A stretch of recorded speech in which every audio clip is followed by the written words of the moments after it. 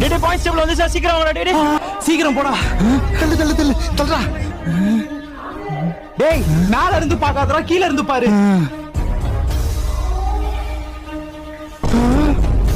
என்னடா நான் லாஸ்டா. சரி நான் எங்க இருக்கேன்னு பாரு. இரு. டேய் நீ தேர்ட் லாஸ்டா.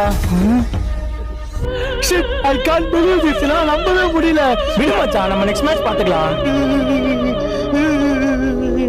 இவன் எதுக்குடா அழுதுகிட்டு இருக்கான்? ரீமேட்ச் கூட போறேன். செகண்ட் வந்துட்டானா? இது இவனுக்கே ஓவரா தெரியல. அப்போ ஃபர்ஸ்ட் யாரு? ஆர்சிபி. தள்ளுடா.